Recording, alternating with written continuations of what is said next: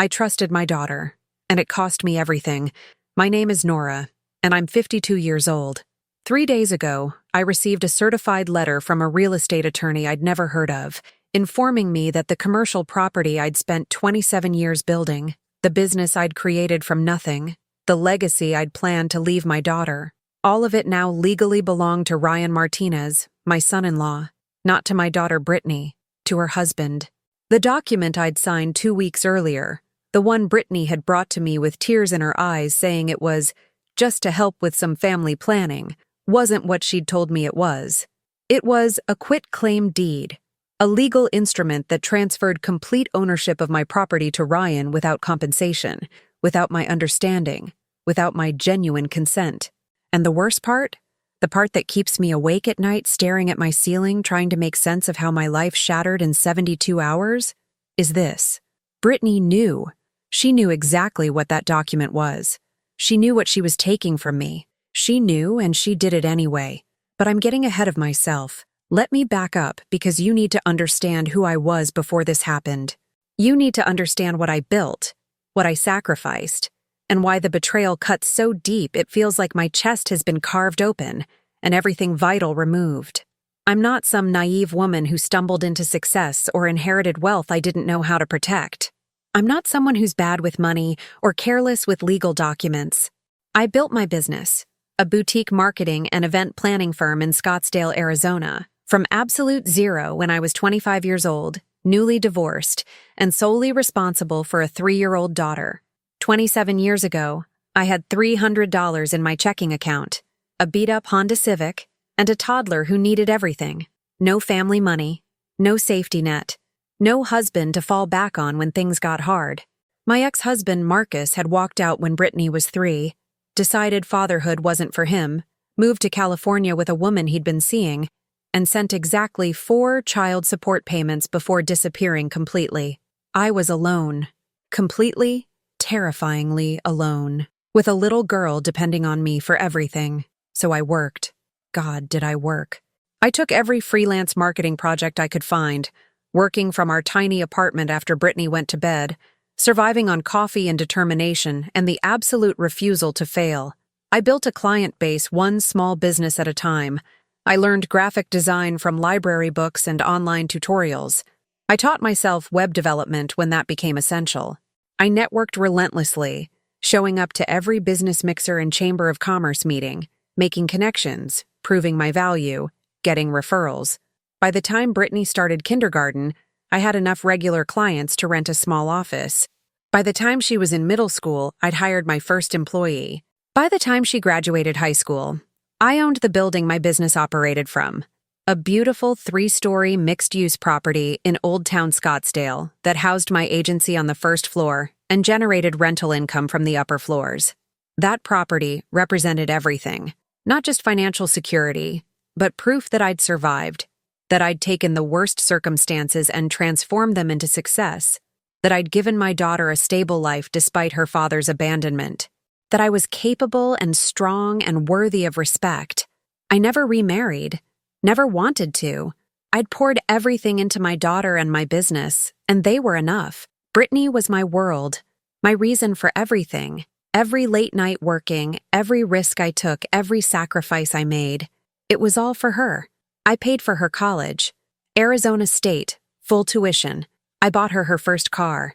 I helped her get her first apartment when she wanted independence. I gave her a job at my agency after graduation because she was struggling to find work in her field. I supported her completely, the way my own mother never supported me, the way I'd promised myself I'd always be there for my child. And when she met Ryan 4 years ago, I was happy for her. He seemed nice enough, a sales manager for a software company, decent salary, ambitious in that hungry way young men often are. He was polite to me, said the right things, and Brittany glowed when she was with him. That was enough for me. They got married 2 years ago, a beautiful wedding I paid for because Ryan's family had limited means, and Brittany wanted something special, $40,000 for a day that made my daughter happy. I considered it an investment in her joy, and I didn't regret a penny. But I started noticing things after the wedding, small things at first. The way Ryan would make comments about my business, about how much the property must be worth, about what I plan to do with it, eventually. The way Brittany started talking about their financial struggles, student loans, credit card debt, the expensive lifestyle they were trying to maintain. "Mom, you don't understand how hard it is for our generation," she'd say. "You bought that building for $200,000 in 1997. Do you know what property costs now? Ryan and I can't even afford a down payment on a decent house." I'd remind her gently that I'd bought that building while working 3 jobs and raising her alone, that I'd saved every spare dollar for years to make that down payment. That success wasn't handed to me. It was built through sacrifice she'd never had to make, because I'd protected her from that struggle. But those conversations started feeling different after her marriage. Less like normal adult discussions about finances and more like auditions. Like she was testing my responses, gauging my attachment to the property, measuring my willingness to help. 6 months ago, she asked directly if I'd ever considered giving her the building. We were having lunch at her favorite restaurant, a trendy place in downtown Phoenix where she'd wanted to meet. Halfway through our salads, she brought it up. "Mom, Ryan and I have been talking about our future, about building wealth, securing our position, and we were wondering, have you ever thought about transferring the property to me?" I set down my fork, surprised. "Transfer it? Brittany, I'm 52 years old. I still work. The business is still operating. That property generates income I need." I know, I'm not saying right now. But maybe soon? As an early inheritance? You could keep working, keep running the business, but having it in my name would help Ryan and me with some tax things, some financial planning things. What tax things? It's complicated. Ryan's been talking to a financial advisor who says there are strategies, ways to minimize tax burden if we start transferring assets before, later. Before I died. She meant before I died, though she couldn't quite say it directly. "Sweetheart, I appreciate that you're thinking ahead, but I'm not ready to give up ownership of my business and property. That's my security. That's what I've built my entire adult life." Her face fell, disappointment clear. "I just thought, you always said everything you did was for me. I thought you'd want to help me get ahead. I do want to help you. I have helped you. Tremendously. But transferring a multi-million-dollar property to you when I'm in my 50s and still need it isn't help. It's me giving up everything I've built." She dropped the subject then, but the conversation left a bad taste. The implication that my refusal to hand over my life's work somehow meant I didn't love her enough stung in ways I couldn't quite articulate. Ryan started coming to family dinners more often after that. Started asking questions about the property, how it was structured legally, whether it was in a trust, what my estate planning looked like. I'd answer vaguely, uncomfortable with the interrogation but not wanting to seem paranoid or accusatory.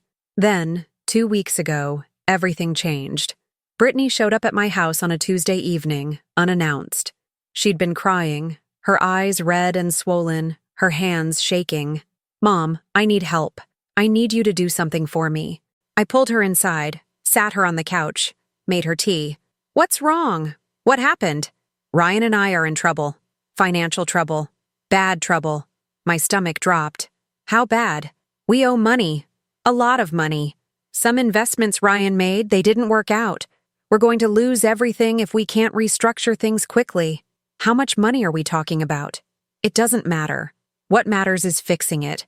And Mom, I know this is a lot to ask, but there's a way to protect us. A legal thing. A document we need you to sign." "What kind of document?" She pulled papers from her purse, several pages stapled together, covered in dense legal language. "It's a family trust thing. Basically, it puts the property in a trust that protects it from creditors. If Ryan's debts become a problem, this keeps your property safe, keeps it in the family." "Brittany, this sounds complicated. I should have my lawyer look at it." "There's no time. Mom, please, the creditors are circling. We need this filed by the end of the week or we're going to lose everything. Please. You always said you'd do anything for me. This is me asking. Please." She was crying again, genuine tears streaming down her face. My daughter, my baby, in crisis, and begging for help. "This protects the property?" I asked, scanning the document. The language was impenetrable, full of legal terms I didn't understand. "This keeps it safe?" "Yes. Completely safe. The lawyer Ryan consulted explained everything. This is standard estate planning stuff. Families do it all the time. Can I at least read it carefully? Mom, I just told you we don't have time. This needs to be filed Thursday at the latest. Please, please trust me. I'm your daughter. I would never hurt you. This protects everything you've built. I promise. I trusted my daughter, and it cost me everything. I signed the document. Brittany had brought a notary with her, conveniently, and within 20 minutes, I'd put my signature on papers I didn't fully understand, transferring ownership of my property based on my daughter's tears and promises that this was protection, not theft. Thank you, Mom, she whispered, hugging me tight. You saved us. I love you so much. She left with the signed documents, and I felt uneasy, but told myself I was being paranoid. She was my daughter. She'd never hurt me. The discomfort I felt was just normal anxiety about legal documents and family helping family through crisis. For 12 days, nothing happened. Life continued normally. Brittany called a few times, sounded relieved, said things were working out. I pushed the document to the back of my mind, focused on work, on clients, on the daily rhythm of running my business. Then the letter arrived.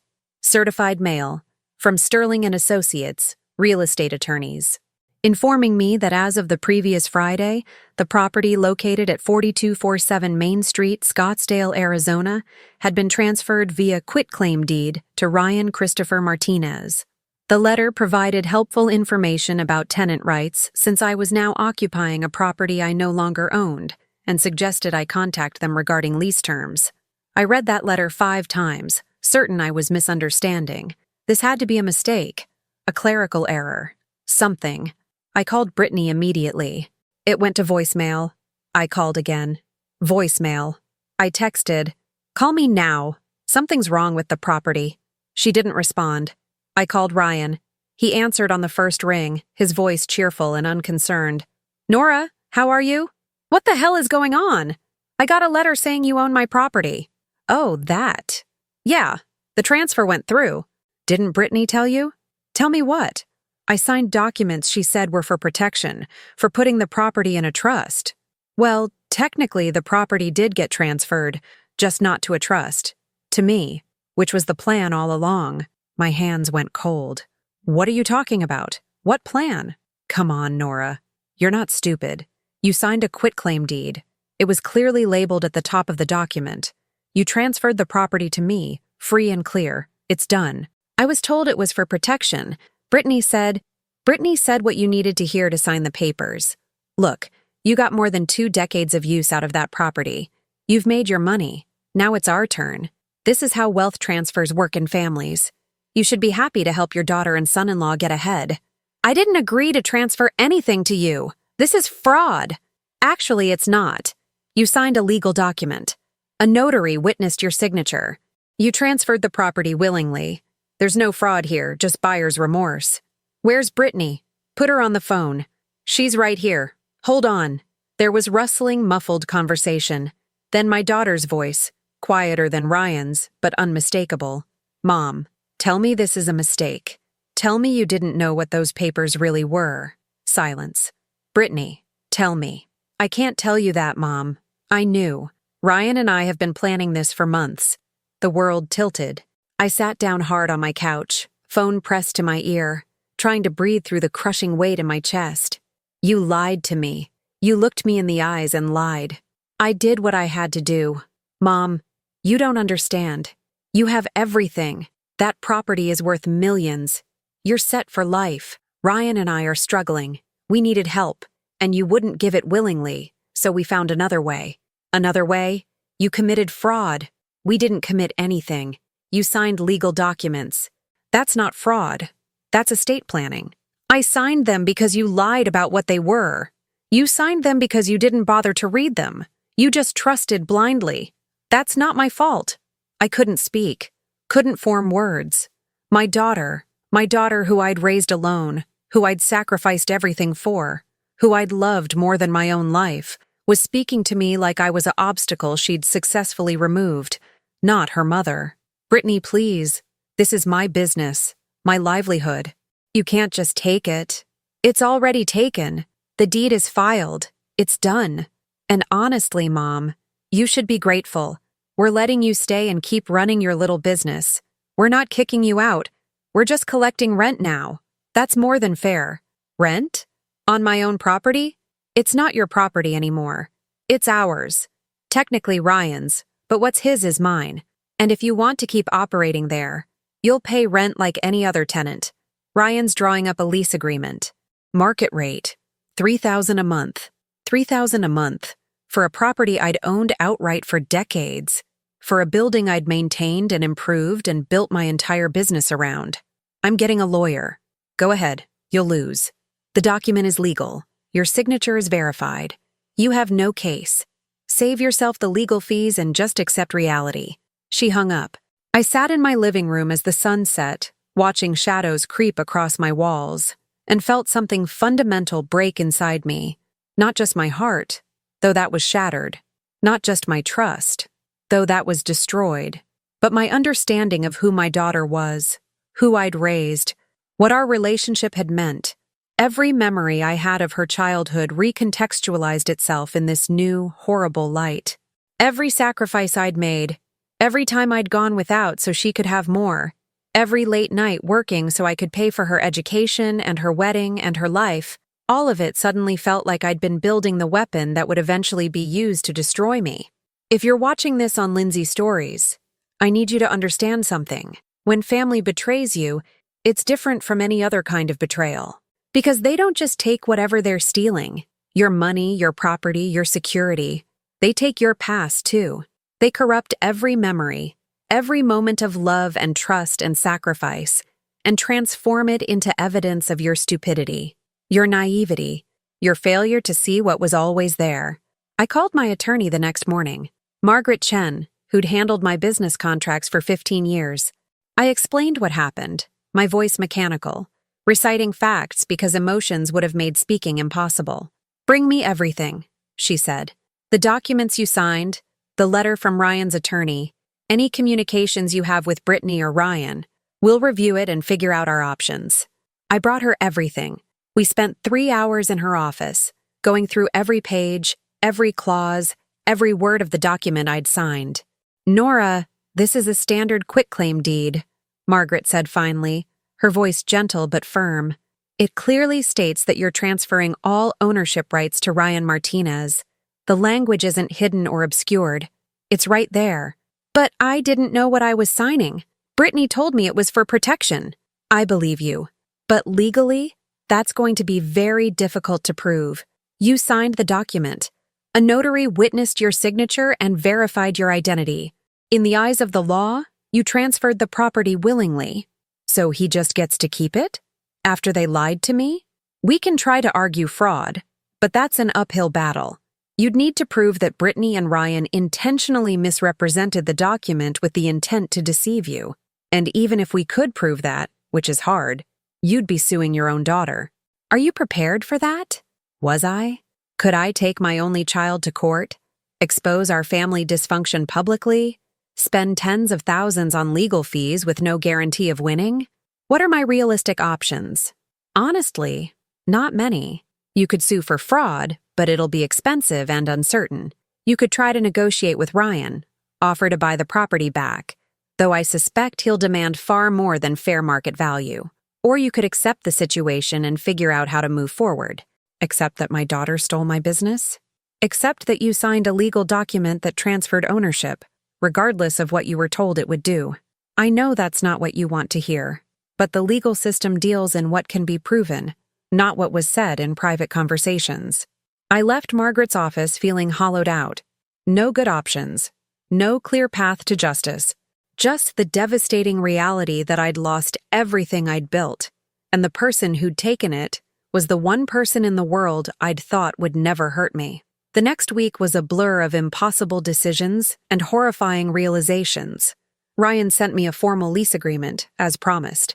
$3,000 a month, 1-year term, with a clause that allowed him to terminate with 60 days' notice, for any reason or no reason. He was establishing legal tenancy to make it harder for me to fight back later, making sure I was officially his tenant, not the owner wrongfully dispossessed.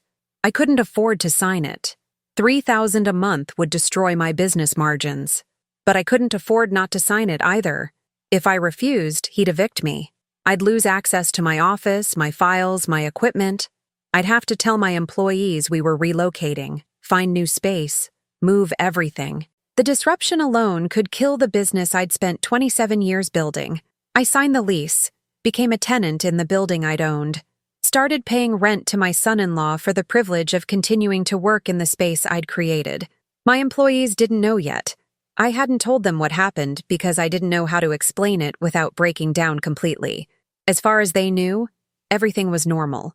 I showed up every day, ran meetings, managed clients, pretended my world hadn't imploded, but everything had changed. The building didn't feel like mine anymore. Every time I climbed the stairs to my office, I remembered that this space belonged to Ryan now, that I was here on sufferance, that everything I'd built could be taken away with 60 days' notice.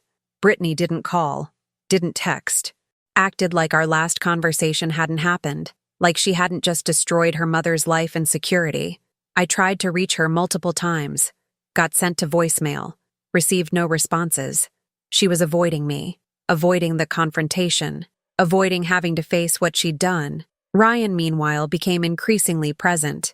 He started showing up at the building, walking through like he owned it, which he did. He'd inspect things, make comments about needed repairs, hint that he might renovate the upper floors and raise the rent on those tenants.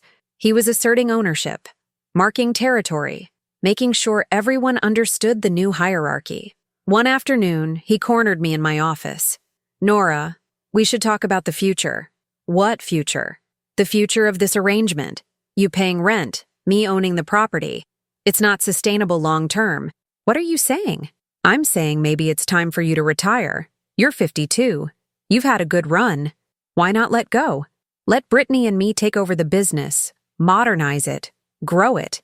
You could stay on as a consultant if you want, but step back from day-to-day operations. You want my business now too? I want what makes sense. You're emotionally attached to this place, and that's clouding your judgment. With fresh leadership, we could triple revenue in 2 years. Get out of my office. It's not your office anymore. It's mine. I'm being generous letting you use it. Get out." He smiled, that infuriating, condescending smile, and left. But the message was clear. This was just the beginning. He didn't just want the property. He wanted everything. The business, the clients, my complete removal from the empire I'd built. I started documenting everything, every interaction with Ryan, every text from Brittany that went unanswered, every rent payment I made, building a record in case I ever found a legal strategy that could work. And I started researching, diving deep into real estate law, fraud statutes, elder abuse protections. Though at 52, I didn't qualify as elderly. I read case after case of family members defrauding each other, looking for precedents, for strategies, for any possible way to fight back. I found a support group online, people who'd been financially exploited by family. Their stories echoed mine in painful ways. The trust betrayed, the legal documents signed without full understanding, the justice system's inability to provide recourse when the fraud was committed by someone you loved. "The hardest part isn't losing the money or property," one woman wrote. "It's losing your family twice, once when they betray you, and again when you have to accept that they're not going to apologize or make it right. They're just going to keep living their lives like what they did was justified." That was my reality. Brittany wasn't going to apologize. Ryan wasn't going to feel guilty. They'd taken what they wanted, and now they were moving on with their lives while mine lay in ruins. 3 months into this nightmare, I made a decision. I couldn't afford the rent Ryan was charging. My profit margins couldn't sustain it. I'd have to relocate the business, find cheaper space, eat the costs of moving and rebuilding and telling clients we'd changed locations. It would hurt. It would be expensive and disruptive, but staying was worse. Every day I paid Ryan rent was another day I funded my own exploitation. Another day I accepted the unacceptable. I found a smaller office space in Tempe, less prestigious location, lower rent, but sufficient for my needs. I gave Ryan the required 60-day notice that I was vacating. His response was swift and vindictive. He informed me that per the lease agreement, I was responsible for returning the space in original condition. Any modifications I'd made over the years, the built-in shelving, the upgraded lighting, the renovated bathroom, the custom millwork, all of it needed to be removed or I'd forfeit my security deposit and face additional charges. The modifications I'd made when I owned the building, when it was my property to improve, now being used against me as financial punishment for daring to leave. I hired contractors to strip out everything, thousands of dollars to undo years of improvements, to demolish pieces of my own work because the new owner demanded it. The day I moved out was one of the worst of my life. My employees helped, confused about why we were leaving, asking questions I couldn't fully answer. I told them the building had been sold, that we couldn't afford the new rent, that this was a good opportunity to downsize and focus on profitability. All true. None of it the whole truth. I walked through the empty space one last time, remembering when I'd first bought it. 26 years old, terrified and exhilarated, signing mortgage papers with my 3-year-old daughter coloring in the lawyer's office. This building had represented everything I'd achieved, every success, every sacrifice, every proof that I could survive and thrive despite being abandoned and alone. And now it belonged to the man who'd married my daughter specifically to get access to this. To me, to everything I'd built. Because that's what I'd come to understand over those 3 months of research and reflection and painful clarity. Ryan hadn't fallen in love with Brittany. He'd identified a target, a successful single mother with substantial assets and a close relationship with her only child. He'd courted Brittany to get to me. He'd planned this from the beginning, or at least from early in their relationship. The questions about my estate planning, the comments about the property's value, the financial advice about tax strategies, all of it had been reconnaissance, information gathering, setting up the con, and Brittany had either been his willing accomplice from the start, or had been turned against me so gradually she didn't realize what was happening until she was already committed to the betrayal. I don't know which scenario is worse, that my daughter actively planned to defraud me, or that she loved a man enough to betray her own mother for him. The business survived the move, barely. We lost some clients who didn't want to travel to Tempe. Revenue dropped by 30% the first quarter. I had to let go of one employee. The others took pay cuts, myself included. But we survived. Smaller, diminished, damaged, but still operational. I stopped trying to contact Brittany after the move, stopped calling and texting and leaving voicemails that went unanswered. I'd begged enough, humiliated myself enough. If my daughter wanted a relationship with me, she knew where to find me. She didn't reach out. 6 months after signing that document, I sat in my smaller, cheaper office and tried to calculate the total damage. The property itself was worth approximately $2.4 million. I'd owned it free and clear, no mortgage. That equity, gone. The rental income from the upper floors, about $5,000 a month, gone. The rent I now paid in Tempe, $1,800 a month, was still less than Ryan had charged, but more than zero. The moving costs, the contractor fees to strip out my improvements, the lost clients, the reduced revenue, all told, the betrayal had cost me somewhere around $3 million in assets and lost income. $3 million. Gone. Because I trusted my daughter. But the money wasn't even the worst part. The worst part was the isolation. The knowledge that the person I'd loved most in the world, the person I'd built everything for, had looked me in the eyes and deliberately destroyed me. I'd lost my daughter. That was the real cost. Everything else was just money and property. The relationship I'd thought was unbreakable. The bond I'd believed was sacred. That was what Brittany had really stolen. And unlike the property, I couldn't get that back, even if I wanted to. Even if she suddenly appeared tomorrow with apologies and regrets. The trust was gone. The love was corrupted. The mother-daughter relationship that had defined both our lives, that was destroyed beyond any possibility of repair. If you're still watching this on Lindsay Stories, I want you to understand something. This isn't just my story. This happens every day. Family members exploiting each other. Adult children manipulating aging parents. Spouses stealing from partners. Siblings defrauding siblings. The legal system is woefully inadequate to address it. Because the law assumes arm's-length transactions between strangers who are both protecting their interests. When family is involved, when trust and love are the weapons used against you, the law doesn't know what to do. I consulted with 4 more attorneys after Margaret. All of them said essentially the same thing. Yes, what happened was wrong. No, there wasn't a good legal remedy.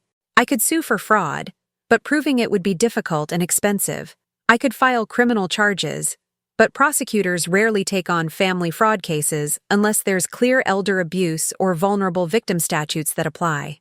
At 52, working and competent, I didn't qualify as vulnerable under the law. I was just someone who made a bad decision, regardless of the lies that led to that decision. So I made peace with the fact that justice, in the legal sense, wasn't coming. Ryan would keep the property, Brittany would keep her husband, and I would keep the painful knowledge of what they were capable of. But I didn't give up entirely. Because here's what I learned through this nightmare. I'm a survivor. I built a business from nothing once. I could do it again. I'd raised a daughter alone. I'd overcome divorce and poverty and every obstacle life threw at me. Brittany and Ryan had taken my property, but they hadn't taken my ability to rebuild. They hadn't destroyed my skills or my reputation or my client relationships. They'd taken assets, but they hadn't taken my capacity to create new ones. So I focused on the business, poured everything into growing it back to where it was, took on new clients, expanded services, worked the same desperate hours I'd worked 27 years ago when I was starting from zero. And slowly, painfully, the business recovered. Revenue climbed back up. I hired back the employee I'd let go. We moved to a slightly better office space. Not where we were, but better than where we'd been. I stopped looking at the property on Main Street when I drove past. Stopped checking property records to see if Ryan had refinanced or made changes. Stopped torturing myself with what I'd lost. I focused on what remained. My resilience. My ability to survive. My refusal to let betrayal be the end of my story.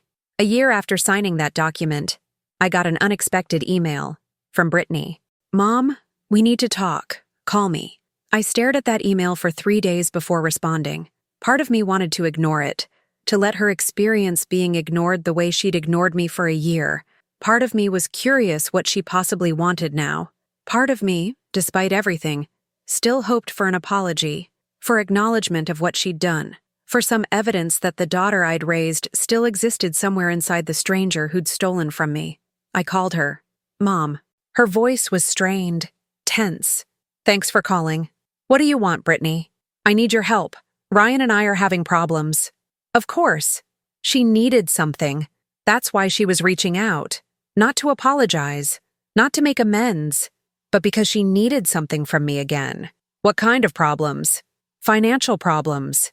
The property isn't generating the income Ryan thought it would. The upper floor tenants have been difficult. There are repairs needed that we didn't budget for. And Ryan lost his job 3 months ago. We're struggling to make the property taxes. That sounds difficult. Mom, I know things are complicated between us. I know you're upset about how everything happened, but we're family. I need you to help us. Help you how? Financially. We need about $50,000 to get through the next few months until Ryan finds new employment. I laughed. I couldn't help it. The absurdity was too much. You want me to give you $50,000? After you stole a multi-million-dollar property from me? We didn't steal anything. You signed a document you lied about. Don't insult me by pretending otherwise. Mom, please. I'm desperate. Ryan says if we can't make the property tax payment, we could lose the building. Then lose it. Experience what it feels like to lose something you built. Learn what you put me through. How can you be so cruel? I'm your daughter. You were my daughter, until you betrayed me in the worst possible way. Now you're just someone I used to know who happens to share my DNA. I can't believe you're being like this. After everything you taught me about family, about loyalty, I taught you loyalty. I taught you about family? And what did you learn, Brittany? That family is something you exploit? That loyalty is something you use to manipulate people into signing away their assets? She was crying now, real sobs that might have moved me a year ago, but I'd run out of sympathy, run out of maternal instinct to fix her problems. "We're going to lose everything," she whispered. Good. Maybe you'll learn something from it. Mom, please. I hung up. She called back immediately. I didn't answer. She called 6 more times that evening. I blocked her number. 3 days later, I got an email from Ryan, threatening to sue me for the rent I'd paid under duress, claiming I'd made defamatory statements about him, warning me to stop trying to turn Brittany against him. I forwarded it to Margaret with a note. Is this actionable? Her response, no, he's bluffing. Ignore it. I ignored it. 2 months later, I saw a foreclosure notice posted online for 4247 Main Street, Scottsdale. Ryan hadn't made the property tax payment. The county was beginning foreclosure proceedings.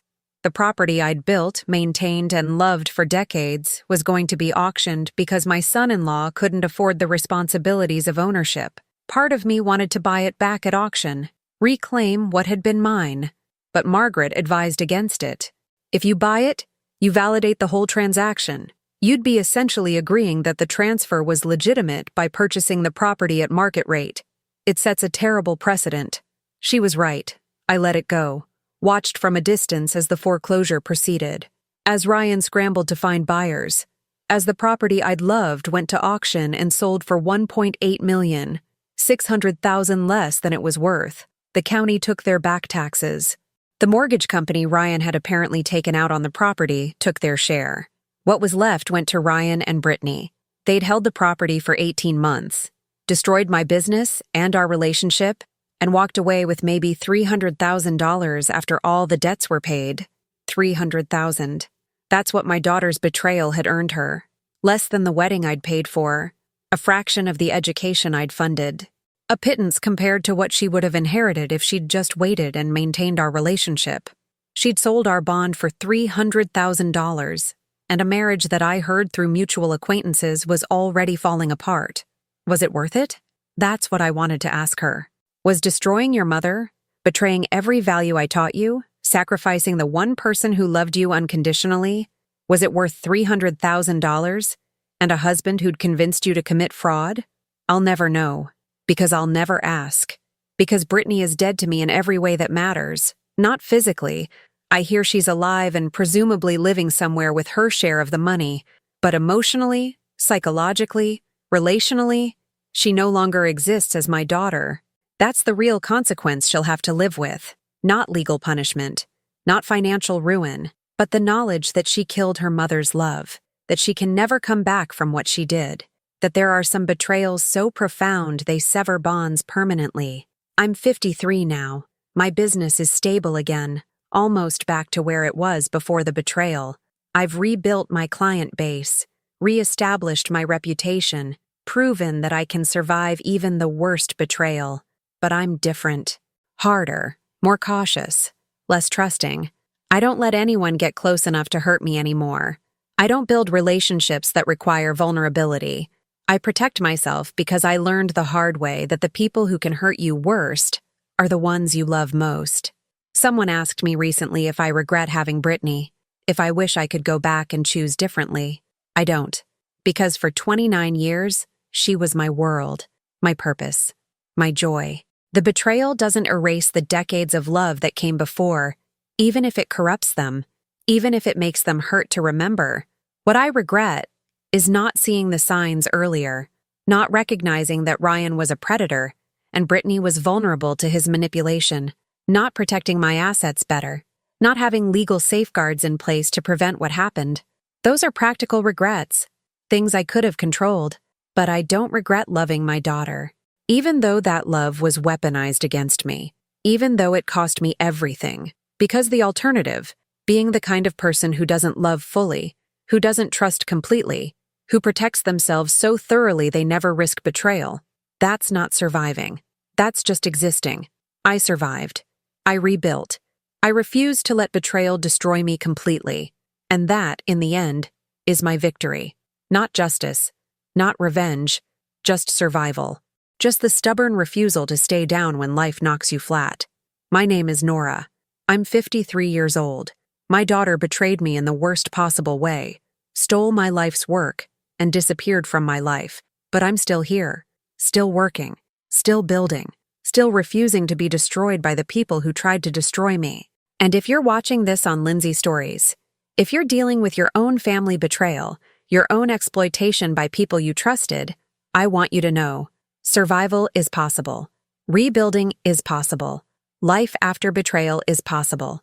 It won't be the life you planned. It won't be easy. You'll carry the scars forever, but you can survive. You can rebuild. You can refuse to let betrayal be the end of your story. That's what I did. That's what you can do too. Share this story. Learn from my mistakes. Protect yourselves legally. Never sign documents without independent review. Never let love make you blind to red flags.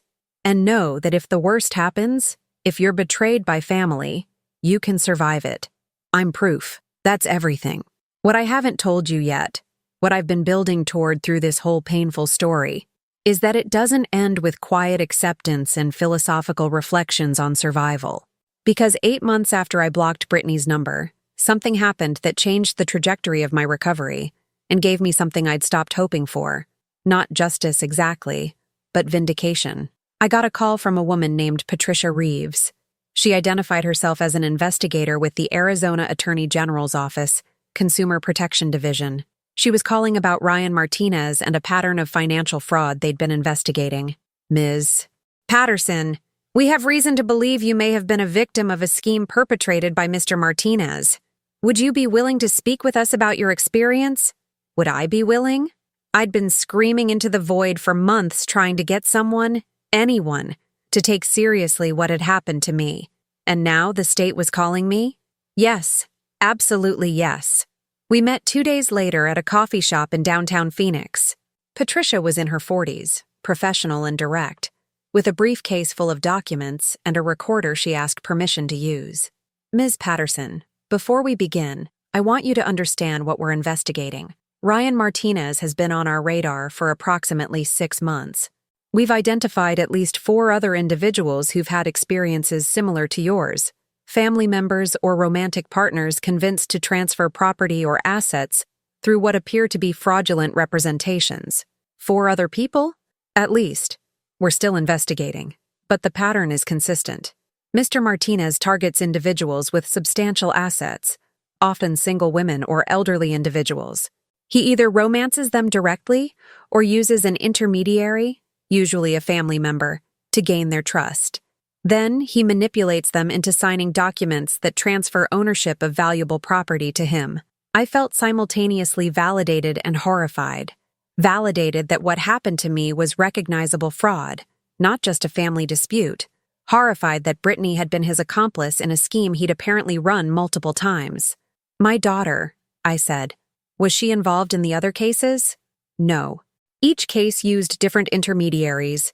In one case, it was Mr. Martinez's own mother who helped him defraud her sister. In another, it was a romantic partner who'd been groomed for months specifically to gain access to her elderly father's property. Your daughter appears to have been recruited specifically for your case. Recruited. My daughter had been recruited to defraud her own mother. What happens now? We're building a case. If you're willing to provide testimony, documentation, and cooperate with our investigation, we believe we have sufficient evidence to bring criminal charges against Mr. Martinez for fraud, theft by deception, and elder abuse. Though I know you don't technically qualify as elderly, the statute in Arizona has been expanded to include vulnerable adults who've been exploited through familial relationships. Criminal charges? Yes. This goes beyond civil fraud. We're looking at felony charges that could result in significant prison time if convicted. I'd spent a year being told there was no legal recourse, that I'd simply made a bad decision, that the system couldn't help me, and now the Attorney General's office was telling me they wanted to prosecute Ryan criminally. I'll cooperate fully, whatever you need. Over the next 3 months, I gave multiple depositions, provided every document related to the property transfer, testified before a grand jury about how Brittany had manipulated me into signing the quitclaim deed, walked investigators through the timeline, the conversations, the specific lies I'd been told. It was exhausting and re-traumatizing. Every session forced me to relive the worst moments of the betrayal, but it was also empowering. For the first time since signing that document, I wasn't a helpless victim. I was an active participant in seeking accountability. The other victims in the case became my allies. We weren't allowed to discuss specifics while the investigation was ongoing, but Patricia arranged for us to meet in a group setting to discuss the emotional impact and provide support to each other. Their stories were heartbreaking and eerily familiar. A widow in her 70s who'd been romanced by Ryan, convinced to put her house in his name for tax purposes, and then evicted when she couldn't pay the rent he demanded. A middle-aged man whose mother had helped Ryan con him out of a valuable commercial property using almost identical tactics to what Brittany had used on me. A young woman who'd dated Ryan for 6 months before he convinced her to transfer her inheritance into a joint account that he then emptied. Pattern after pattern of the same manipulation, the same lies, the same exploitation of trust and family relationships. "Did any of you try to press charges initially?" I asked during one of our meetings. Everyone had. Everyone had been told the same thing. It was a civil matter, not criminal. The documents were legal. There was no recourse. "So why is it different now?" the widow, whose name was Eleanor, asked. Patricia explained. "Individual cases are difficult to prosecute because they can be framed as misunderstandings or civil disputes. But when we identified the pattern, multiple victims, similar tactics, evidence of premeditation and systematic exploitation, that transforms it from isolated incidents into prosecutable fraud. The state has an interest in protecting its citizens from predators, and Mr. Martinez qualifies." The grand jury indicted Ryan on 11 counts of fraud, theft, and exploitation of vulnerable adults. The news coverage was extensive. Local papers ran stories about the property fraud scheme that had victimized multiple Arizona residents. Ryan's mugshot appeared on the evening news. Brittany wasn't charged. The Attorney General's office determined that while she'd participated in my fraud, she'd been manipulated by Ryan and wasn't the mastermind of the broader scheme. They offered her immunity in exchange for testimony against him. She took it. Agreed to testify that Ryan had specifically targeted me, that he'd coached her on what to say, that the entire plan had been his from the beginning. I don't know if that was true or if it was just the story she told to avoid prosecution. I don't know if she was genuinely manipulated or if she'd been a willing partner until it became convenient to blame everything on Ryan. I'll never know, because I didn't attend her testimony. Couldn't bear to see her, even in a courtroom, even when she was supposedly telling the truth about what happened. The trial took place 14 months after I'd signed that document. I testified for 3 hours, walking the jury through my relationship with Brittany, the moment she'd asked me to sign the papers, the discovery of what had really happened. Ryan's defense was predictable. He claimed everything was legal, that I'd signed documents willingly, that any misrepresentation came from Brittany, not him. He painted himself as someone who'd simply benefited from a family dispute, not as the architect of systematic fraud. But the prosecution had evidence. Emails between Ryan and accomplices discussing how to handle his targets.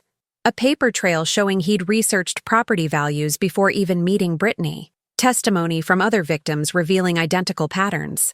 The jury deliberated for 2 days, found him guilty on 9 of the 11 counts. The judge sentenced him to 7 years in prison and ordered restitution to all victims. My restitution was calculated based on the property's auction value, $1,800,000. Ryan was ordered to pay it back, though realistically I knew I'd never see that money. He didn't have it. He'd spent it, or hidden it, or lost it in his failed attempt to maintain the property. But the conviction mattered more than the restitution. The public acknowledgement that what happened to me was fraud, not a civil dispute, that Ryan was a criminal, not just a family member I had disagreements with, that I had been victimized, not foolish. After the verdict, Patricia approached me in the courthouse hallway. "I'm sorry we couldn't get you your property back. The restitution order will help, but I know it's not the same."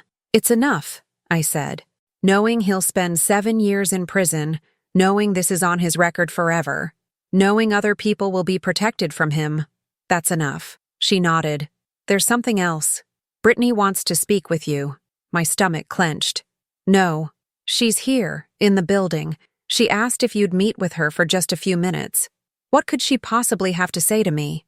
I don't know, but she seemed genuine. Said there were things she needed to tell you that she couldn't say in court testimony. I didn't owe Brittany anything. Didn't owe her my time or my attention or my willingness to hear her excuses. I could walk away, go home, celebrate the conviction without reopening that wound.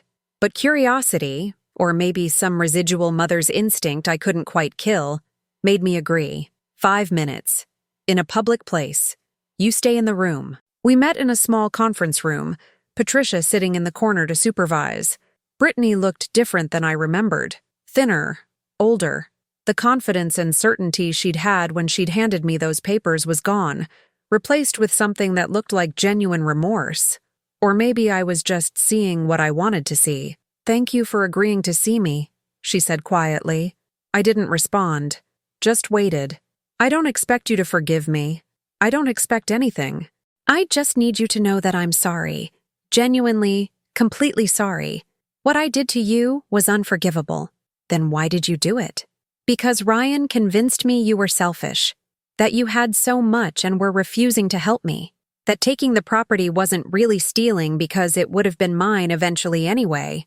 He made it sound logical, justified, like we were just accelerating an inheritance that was rightfully mine. "And you believed him?" "I wanted to believe him, because believing him meant I could have what I wanted without feeling guilty about how I got it." She was crying now, real tears that matched the ones she'd cried when convincing me to sign the documents. I didn't trust them, but the guilt came anyway, and it got worse. Every day I had to live with what I'd done to you, with knowing I'd destroyed our relationship for money I didn't even get to keep. The foreclosure? Ryan gambled, made bad investments, used the property as collateral for loans I didn't know about. By the time I realized what was happening, we were drowning in debt. The foreclosure was inevitable. "So you got nothing. You betrayed me for nothing. Worse than nothing. I lost you. I lost the one person who'd always loved me unconditionally. I destroyed the most important relationship in my life for a man who was using me the same way he'd used everyone else." "Did you know about the other victims?" "Not until the investigation. I swear, Mom, I thought it was just us. Just our family situation. When I found out he'd done this before, that I was just another tool he'd used." She broke down completely. "I'm so stupid. So unforgivably stupid." I wanted to comfort her. Old habits, mother's instinct, the muscle memory of 2 decades of being the person she turned to when she was hurt. But I couldn't. That relationship was dead. Whatever I felt looking at her crying wasn't maternal love anymore. It was something more complicated. Pity, maybe. Or recognition of shared victimization. "What do you want from me, Brittany?" "Nothing. I know I can't have anything from you. I just wanted you to know that I understand what I did, that I'm not making excuses or blaming everything on Ryan. I made choices, terrible choices, and I have to live with that." "Yes, you do. I know there's no going back. I know you'll never trust me again, but I needed you to know that I'm sorry. That's all." I stood up. "I heard you. I don't forgive you. I may never forgive you. But I heard you." I left the courthouse feeling neither better nor worse. Brittany's apology didn't change anything. Didn't give me back what I'd lost. Didn't repair our relationship. But at least I'd heard it.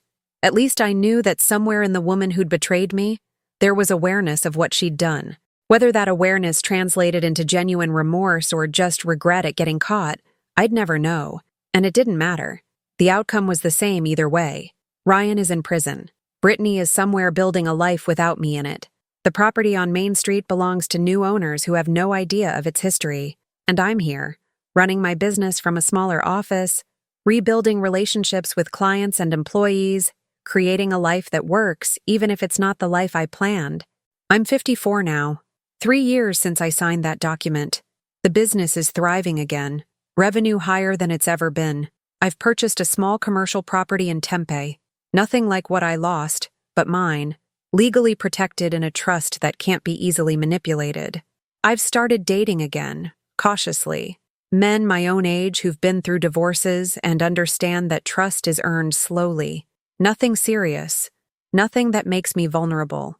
But human connection that reminds me I'm capable of more than just work and survival. I've reconnected with friends I'd neglected during the crisis, joined professional organizations, traveled for the first time in years, started living again instead of just existing. The scars remain. I'm more cautious with legal documents than I ever was. I trust less easily. I protect myself more carefully. The wound Brittany inflicted changed me in ways that can't be undone, but I survived. And more than that, I won. Not in the way I'd imagined. I didn't get my property back, didn't financially destroy Ryan, didn't make Brittany pay for what she did in any tangible way, but I won by refusing to stay defeated, by rebuilding, by using my story to warn others, by cooperating with prosecutors to put a predator in prison where he can't hurt anyone else for 7 years. That's my victory. Imperfect, incomplete, but mine. If you're still watching this on Lindsay Stories, if you've stayed with me through this entire painful journey, thank you. Thank you for bearing witness. Thank you for understanding that family betrayal is real, devastating, and far more common than anyone wants to acknowledge. Share this story. Use it to protect yourself and people you love. Never sign documents without independent legal review. Never let family pressure you into making quick decisions about property or assets. Never trust so blindly that you ignore red flags. And if you've been betrayed the way I was, know that survival is possible. Justice, in some form, might be possible too. You don't have to accept what was done to you. You don't have to stay silent. Fight back. Seek help. Find others who've experienced similar betrayal. Report it to authorities even if you're told nothing can be done. Patterns matter, and your report might be the piece that completes an investigation like the one that finally caught Ryan. You deserve protection. You deserve justice. You deserve to rebuild and recover and refuse to let betrayal define the rest of your life. My name is Nora. I'm 54 years old. My daughter betrayed me, stole my life's work, and destroyed our relationship, but I survived. I fought back. I helped put a predator in prison. I rebuilt my business and my life. I won. Not perfectly, not completely, but enough. And you can too. That's everything. There are parts of this story I haven't fully shared yet. Details about those 18 months between signing the document and Ryan's conviction that matter, because they show not just what was taken from me, but what I had to become to survive. The day after I moved out of my building on Main Street, I had a panic attack in my new Tempe office. The first real one of my life, sitting at my desk trying to work, and suddenly I couldn't breathe, couldn't think, couldn't do anything except feel the crushing weight of what I'd lost pressing down on my chest until I thought I might actually die. My office manager, Sarah, found me on the floor, hyperventilating, convinced I was having a heart attack. "Call 911, I gasped. "Nora, you're having a panic attack. Try to breathe slowly. In through your nose, out through your mouth." I can't. She sat with me for 40 minutes, while I learned what unprocessed trauma feels like when it finally catches up with you. All the months I'd spent being strong, being practical, handling the crisis and the logistics and the business operations, all of that had delayed the real emotional reckoning, and now it was here, demanding to be felt. I started therapy the next week. Dr. Jennifer Kwan, who specialized in trauma and family estrangement. Twice a week at first, then once a week, then every other week, as I slowly learned how to function with the weight of betrayal. What you're experiencing is a form of complex grief, Dr. Kwan explained during one of our early sessions. You're grieving multiple losses simultaneously. The property, yes, but also your daughter, your understanding of your family, your sense of safety, your ability to trust. That's not something you just get over by being strong or practical. So what do? You feel it. You process it. You let yourself be angry and hurt and devastated instead of just pushing forward and pretending you're fine. I wasn't fine. I'd spent a year pretending I was fine while building a pressure cooker of unprocessed emotion that was now exploding in panic attacks and nightmares and days where getting out of bed felt impossible. The nightmares were the worst. Variations on the same theme. Brittany asking me to sign documents, me signing them, and then watching everything I owned disappear. The building crumbling, my business vanishing. Sometimes Brittany would laugh in these dreams. Sometimes she'd cry and apologize while still taking everything. Sometimes Ryan would appear, smiling that condescending smile, telling me I should be grateful they were letting me exist at all. I'd wake up gasping, covered in sweat, taking minutes to remember that the nightmare had already happened in real life, that I wasn't dreaming about a potential future, but reliving the actual past. Your brain is trying to process the betrayal, Dr. Kwan explained. Dreams are how we work through trauma. The fact that you're having them means you're finally letting yourself feel what happened instead of just surviving it. The therapy helped. Slowly, painfully, I learned vocabulary for what I'd experienced.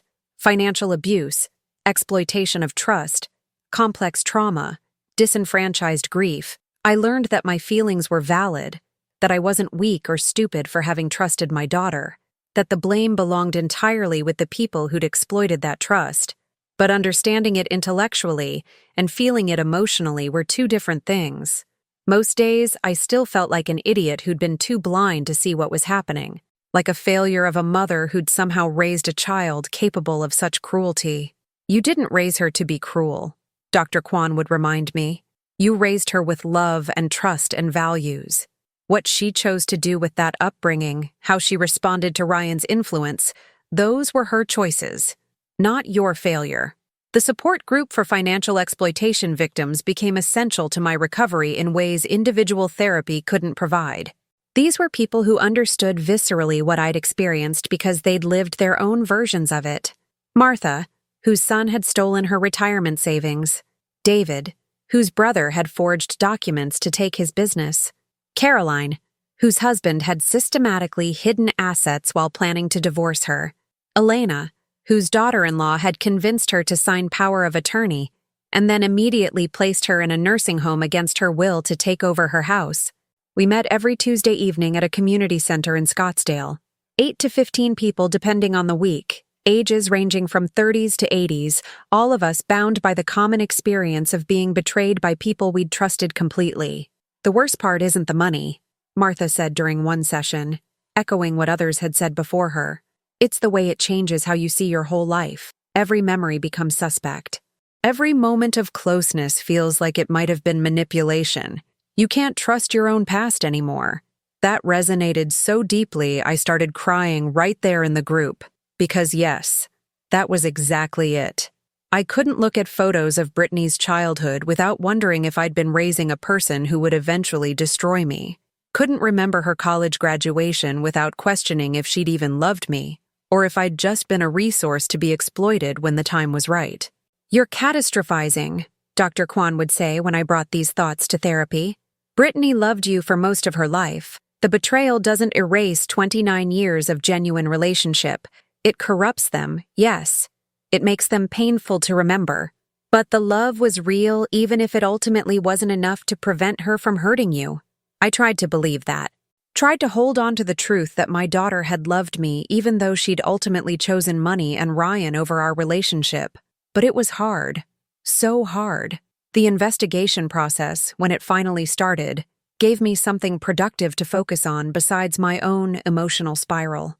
Patricia Reeves became something like a friend, though our relationship was complicated by its professional nature. She'd call with updates, ask clarifying questions, coordinate my testimony and evidence gathering. We're building a strong case, she'd tell me. Every piece you provide makes it stronger. I gave her everything. Email exchanges with Brittany leading up to the document signing. Text messages where she'd pressured me to sign quickly. The document itself with all its legal language I hadn't understood. Evidence of Ryan's questions about my estate planning in the months before. Financial records showing I'd owned the property outright. Each piece of evidence was simultaneously empowering and devastating. Empowering because it contributed to potential justice. Devastating because it forced me to relive every moment of the betrayal in excruciating detail. The grand jury testimony was particularly difficult. Sitting in a room with 16 strangers, recounting the worst experience of my life while they took notes and asked questions that sometimes felt accusatory. Did you read the document before signing it? Not carefully enough. Why not? Because my daughter was crying. Because she said we didn't have time. Because I trusted her completely and didn't think she would deliberately hurt me. So you signed a legal document transferring valuable property without reading it. The implication was clear. I'd been careless, foolish, partially responsible for what happened. I signed it because I was manipulated by someone who knew exactly which emotional buttons to push. Yes, I should have been more careful, but the person who's actually guilty here is the one who lied. not the one who believed the lies. The grand jury returned the indictment. But the process of getting there had stripped away another layer of my dignity, forced me to acknowledge publicly how badly I'd failed to protect myself. When the trial finally started, I attended every day I wasn't needed to testify. Sat in the courtroom watching Ryan's defense attorneys try to paint me as a bitter ex-mother-in-law, trying to punish him for his relationship with my daughter. Watched them argue that all the documents were legal, all the signatures valid, that I'd simply made a bad decision and was now trying to criminalize my own regret. Ms. Patterson transferred her property willingly, Ryan's lawyer argued. She signed legal documents in front of a notary. There's no fraud here, just a family dispute that the state has no business prosecuting. But the prosecution had the emails, the evidence of Ryan researching property values before even meeting Brittany, the testimony from other victims showing a pattern, my testimony about the specific lies I was told. And they had Brittany's testimony, my daughter, who'd been granted immunity, sitting on the witness stand explaining how Ryan had coached her on exactly what to say to manipulate me into signing. I couldn't watch that part. Couldn't sit in the courtroom listening to Brittany detail how she'd betrayed me. I waited in the hallway, hands shaking, until it was over. Patricia found me afterward. She did well. Her testimony was clear and credible. The jury believed her. What did she say? That Ryan had convinced her you were being selfish by not helping them get ahead. That he'd coached her on how to make you feel guilty. That he'd assured her it was all legal. And you'd never really be hurt because the property would have been hers eventually anyway. That she didn't fully understand she was committing fraud until the investigation started and she saw the pattern with other victims. Do you believe her? Patricia hesitated. I believe she was manipulated. Whether she was as unknowing as she claims, or whether she knew more than she's admitting but is smart enough to craft a sympathetic narrative, I can't say for certain. What matters legally is that her testimony corroborates the pattern of fraud. The trial lasted 3 weeks. 3 weeks of sitting in uncomfortable courtroom benches, listening to testimony, watching evidence be presented, waiting for justice that might or might not come. The other victims and I bonded during that time. We'd have lunch together between sessions, share our fears that the jury wouldn't convict, that Ryan would walk free, that all of this would be for nothing.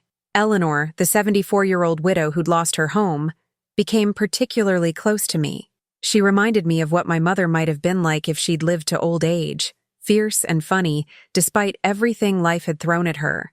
Whatever happens with the verdict, she said one afternoon as we ate sandwiches in a park near the courthouse. We survived. We're here. We're fighting back. That matters. Does it? If he's acquitted, what does our fighting back accomplish? It accomplishes us refusing to disappear, refusing to be silent, refusing to accept that what happened to us is just the price of trusting the wrong people. Even if the legal system fails us, which it might, we fought. That's not nothing. The verdict, when it finally came, felt anticlimactic somehow. After 3 weeks of testimony and deliberation, the jury foreman stood up and read, "Guilty on count 1, guilty on count 2. 9 guilty verdicts out of 11 charges." Ryan's face remained impassive, but I saw his hands clench. The sentencing hearing 2 months later was when I finally felt something like closure. 7 years in prison, restitution ordered for all victims, public acknowledgement that what had happened to us was criminal, not just unfortunate. I gave a victim impact statement at the sentencing, stood in front of the judge and Ryan and everyone in that courtroom and spoke about what the fraud had cost me. I lost a property worth $2.4 million. I lost the business location I'd operated from for decades. I lost rental income and equity and financial security. But the property isn't even the worst loss. I lost my daughter. I lost my ability to trust. I lost my sense of safety in the world. I lost my past. Every memory of raising Brittany is now tainted by knowing how our relationship ended. And I lost my future, the legacy I'd planned to leave her, the grandmother I'd hoped to be to her children, the relationship I'd imagined we'd have as we both aged. Those losses are immeasurable. No amount of prison time or restitution will give them back to me, but I needed to say them out loud. I needed this court and everyone in it to understand that fraud isn't a victimless crime just because the paperwork looks legal. The judge thanked me. imposed the 7-year sentence. Ryan was led away in handcuffs, and I walked out of that courthouse feeling lighter than I had in 2 years. Not happy, not victorious exactly, but vindicated, acknowledged, heard. The aftermath of the conviction brought unexpected consequences. Local news coverage of the case generated calls from 3 more victims, people who'd been defrauded by Ryan years earlier, but had never reported it because they didn't think anyone would believe them or care. The Attorney General's office reopened the investigation to include these new complaints. Ryan, already in prison, now faced additional charges. His sentence might be extended. And I became something I'd never intended to be, an advocate.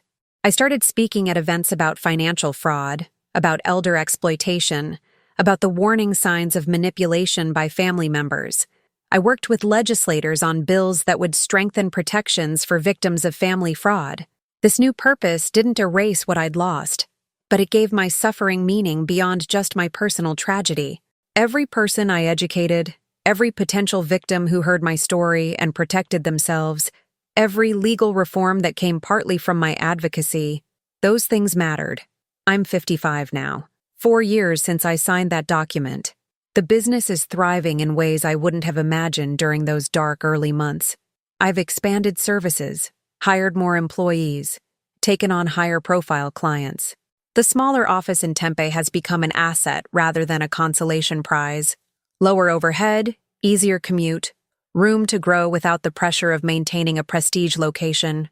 I bought a house last year, nothing huge or fancy, just a 3-bedroom Craftsman in a quiet neighborhood. My first home purchase since the divorce 29 years ago. Evidence that I'd rebuilt not just my business, but my life. I still see Dr. Kwan monthly, still attend the support group, though now I'm often the one offering comfort to newer members rather than the one falling apart. Still have nightmares occasionally, though less frequently than before. And I still think about Brittany. Wonder where she is, what she's doing, whether she thinks about me, whether she's found peace or whether the guilt eats at her the way the betrayal once ate at me. I hope she's okay, which surprises me sometimes, that I can hope that after everything. But she's still my daughter in some biological, unchangeable way, even if she's no longer my daughter in any meaningful emotional sense. I don't hate her. I thought I would, thought the anger would consume me, but mostly I feel sad. Sad for what we lost, sad for what she chose, sad for the relationship that could have been if she'd made different choices. But I don't want her back in my life. That bridge is burned beyond any possibility of reconstruction. Too much damage. Too much betrayal. Too much risk that she'd hurt me again. Some relationships, once broken, stay broken. And that's okay. It's painful, but it's survivable. You can grieve what's lost while still moving forward with what remains. My name is Nora. I'm 55 years old. I trusted my daughter, and it cost me nearly everything. But I survived. I fought back. I helped put a criminal in prison. I rebuilt my life and my business. I turned my pain into purpose. I won. Not the way I'd imagined. Not completely. But enough. And if you're watching this on Lindsay's Stories, if you're dealing with your own betrayal by family, I want you to know, survival is possible. Justice might be possible. Recovery is definitely possible. It won't be easy. It won't be quick. You'll carry scars forever. But you can survive. You can fight back. You can rebuild. You can find purpose in your pain. I'm proof. Share this story. Protect yourselves and your loved ones. Never sign documents without independent review. Watch for manipulation patterns. Trust your instincts when something feels wrong. And if the worst happens, if you're betrayed by family, remember, you can survive it. You can fight it. You can refuse to let it destroy you completely. That's what I did. That's what you can do too. Thank you for listening. Thank you for bearing witness. Thank you for being part of the community that makes fighting back possible. That's everything.